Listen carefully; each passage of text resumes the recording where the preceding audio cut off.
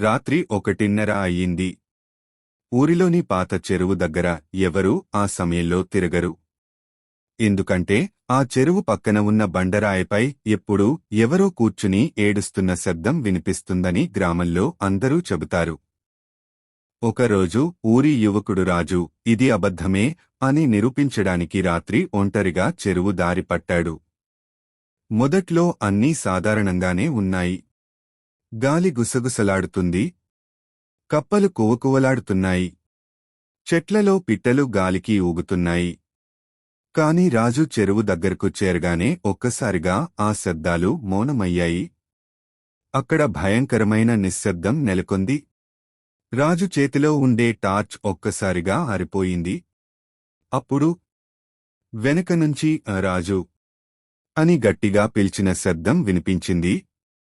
అతను గుండెలో దడతో వెనక్కి తిరిగి చూశాడు. ఎవరూ లేరు. మళ్ళీ రాజు అని పిలిచింది, ఈసారి చెరువు బండరాయి దగ్గర నుండి. అతడు జాగ్రత్తగా దగ్గరికి వెళ్లాడు. అక్కడ ఒక పసిపిల్ల కూర్చుని ఉంది. ముఖం కనిపించదు. తెల్లని చీరలో వణుకుతూ ఏడుస్తోంది. రాజు దగ్గరికి చేరుకొని నువ్వెవ్వరు? రాత్రి ఈ సమయంలో ఇక్కడ ఏమి చేస్తున్నావు అని అడిగాడు. పసిపిల్ల తన ముఖం పైకెత్తింది. ఆ ముఖం మనిషిదే కాదు. ఎముకల తల. ఖాళీ కళ్ల గవ్వలలోంచి ఎర్రని వెలుగు వెలుగుతుంది. రాజు ఒక్క క్షణం కూడా వృధా చేయకుండా పారిపోవడానికి ప్రయత్నించాడు. కాని ఆ పసిపిల్ల గట్టిగా కేకవేసి చెరువు వైపు లాగడం మొదలుపెట్టింది. రాజు చెరువు బండరాయి దగ్గర ఆ ఎముకల ముఖం చూసిన క్షణం గుండె గుబులు ఒక్కసారిగా పెరిగింది. అతడు వెనక్కి పరుగెత్తాలనుకున్నాడు. కాని పసిపిల్లలా కనిపించిన ఆత్మ ఒక్కసారిగా తన పొడవాటి ఎముకల చేతిని చాపి రాజు కాలి పట్టేసింది. రాజు కేకలు వేస్తూ లాగపడేసుకున్నాడు. కాని ఆ పట్టులోంచి బయటపడటం అసాధ్యం. నన్ను వదిలే, నన్ను వదిలే అని గట్టిగా అరిచాడు. అప్పుడు ఆ ఆత్మ యొక్క కంఠం మారింది. పిల్లగాత్రం కాకుండా పెద్ద స్త్రీ గళంలాగా వినిపించింది. నువ్వు ఎందుకు వచ్చావు నా స్థలానికి? ఇది నా చెరువు. నా రక్తం కరిగిన చోటు.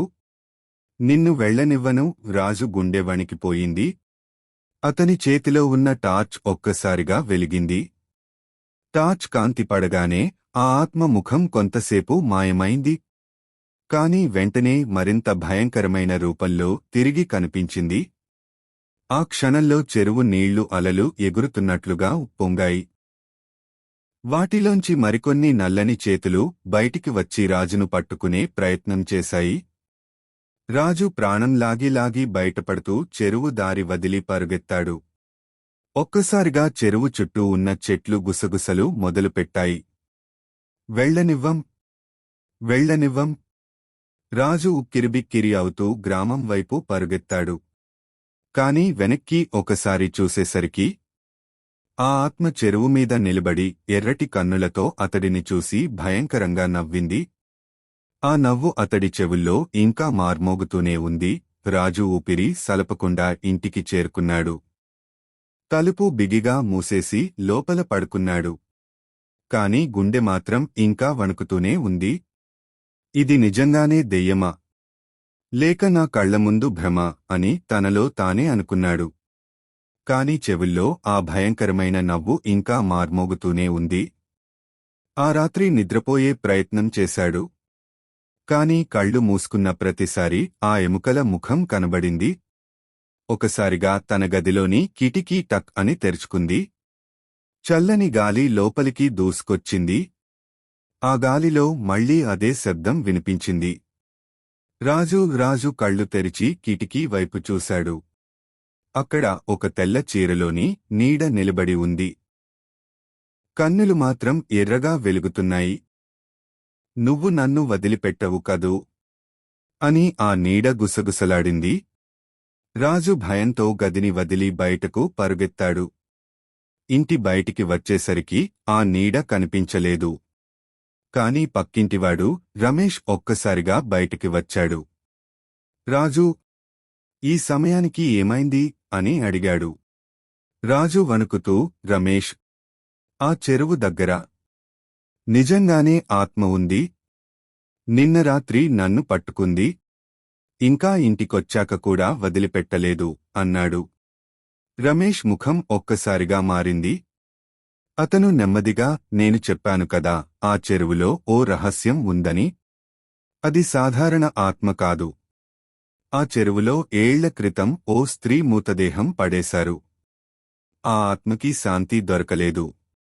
ఎవరు అక్కడికి వెళ్ళినా వాళ్లని వెంటాడుతూనే ఉంటుంది అన్నాడు. రాజు ఆశ్చర్యపోయి, ఎందుకు ఆ స్త్రీకి శాంతి దొరకలేదంటే అని అడిగాడు. రమేష్ లోతుగా నిట్టూర్చి, ఆమె హత్య చేయబడ్డది. ఇంకా ఆమె ఆత్మ ప్రతీకారం కోసం ఎదురుచూస్తోంది అని చెప్పాడు. రాజు రమేష్ మాట విన్నాక గుండె వణికిపోయింది. హత్య? ఆ స్త్రీ ఎవరు రా అని వణుకుతూ అడిగాడు. రమేష్ నిశ్శబ్దంగా ఆకాశం వైపు చూశాడు. అది 15 ఏళ్ల క్రితం జరిగిన విషయం. ఆ ఊర్లో శిల్ప అనే యువతి ఉండేది. చాలా అందంగా ఉండేది. కాని ఆమె అందం ఆమెకే శాపమైంది. ఊరిలోని ఒక పెద్ద మనిషి ఆమెను బలవంతంగా పెళ్లి చేసుకోవాలని చూశాడు. శిల్ప నిరాకరించడంతో ఒక రాత్రి ఆమెను చెరువు దగ్గరికి తీసుకెళ్లి క్రూరంగా హత్య చేశారు. ఆమె మూతదేహాన్ని అదే చెరువులో పడేశారు అన్నాడు. రాజు నోరు తెరిచి విన్నాడు. అదేనా ఆమె ఆత్మ? రమేష్ తల ఊపాడు. అవును రాజూ. ఆ రాత్రి నుండి ఎవ్వరూ చెరువు దారిలో తిరగలేదు. కాని నువ్వు వెళ్ళావు. ఇప్పుడు ఆత్మ నిన్నే పట్టుకుంది. ఆమె ప్రతీకారం తీర్చుకునే వరకు నిన్ను వదలదు. రాజు కంగారు పడ్డాడు. ఇది అంతా ఎలా ఆపగలంరా? రమేష్ చుట్టూ చూసి నెమ్మదిగా అన్నాడు. ఒకే మార్గం ఉంది. శిల్పా శవం ఎక్కడ ఉందో, అది పూర్తిగా చెరువులో మునిగిపోయిందో లేక ఎముకలు మిగిలి ఉన్నాయో కనుక్కోవాలి. ఆమె ఆత్మకి శాంతి ఇవ్వకపోతే నీ ప్రాణం తీసి తీరుతుంది. అంతలోనే గాలి ఒక్కసారిగా గట్టిగా వీచింది. రాజు గదిలోని దీపం ఆరిపోయింది. ఇద్దరూ వెనక్కి తిరిగి చూసేలోపే వెనుకనే ఒక స్త్రీ నీడ కనబడింది. ఆమె తెల్ల చీర గాలిలో ఎగురుతూ ఉంది. కళ్ళు ఎర్రగా మెరుస్తూ వారిద్దరినీ గమనిస్తోంది. నన్ను ఎందుకు చంపారో మీరు కనుక్కోగలరా? నన్ను ఎవరూ రక్షించలేరు అని ఆ నీడ గర్జించింది. రమేష్ వణుకుతూ, రాజూ, ఇప్పుడు మనం ఆ చెరువుకి వెళ్లాల్సిందే అన్నాడు. ఆ రాత్రే రాజు, రమేష్ ఇద్దరూ చెరువు దారి పట్టారు. ఆకాశంలో మబ్బులు దట్టమై ఉన్నాయి. మెరుపులు కాంతులు వెదజల్లుతున్నాయి. చెరువు దగ్గరికి చేరగానే గాలి గగ్గురుమన్న శబ్దం మొదలైంది. నీటిమీద అలలు ఒక్కసారిగా ఎగిరాయి. వాటిలోంచి మళ్లీ తెల్లచీరలో శిల్ప ఆత్మ బయటికి వచ్చింది. నువ్వు తిరిగి వచ్చావా రాజూ? అని ఆమె గంభీరంగా అంది. ఆమె ఎర్రటి కన్నులు రాజు వైపు మండుతున్నాయి.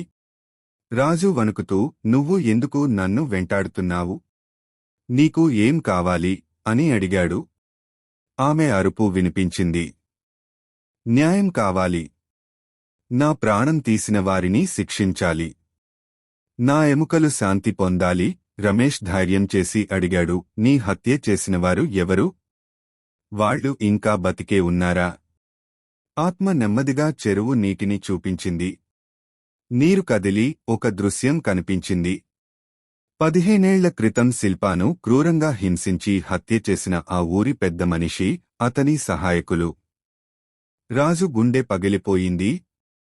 ఇంత పెద్ద అన్యాయం జరిగినా ఎవరూ ఏమీ చెప్పలేదా? ఆత్మ కేకేసింది. నన్ను రక్షించలేకపోయారు. నా ప్రాణం వృధా అయ్యింది. ఇప్పుడు నువ్వే నా సాక్షి అవ్వాలి రాజూ. నా ఎముకలను వెలికితీయి, సజీవులకు నిజం చెప్పు. అప్పుడే నేను శాంతి పొందగలను. రాజు ధైర్యంగా ముందుకు వచ్చి, శిల్పా, నీకు శాంతి కల్పిస్తాను.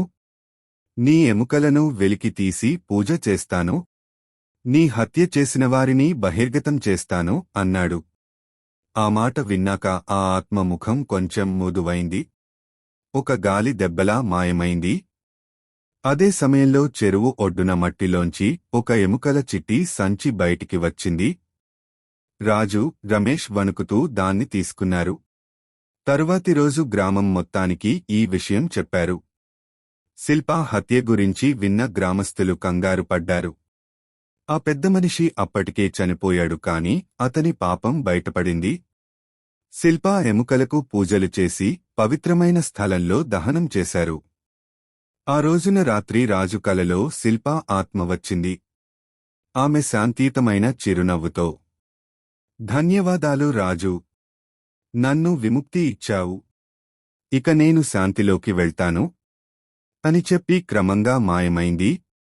ఇంతటితో కథ ముగుస్తుంది. ఈ వీడియో మీకు నచ్చినట్లయితే మన ఛానెల్ను సబ్స్క్రైబ్ చేయండి.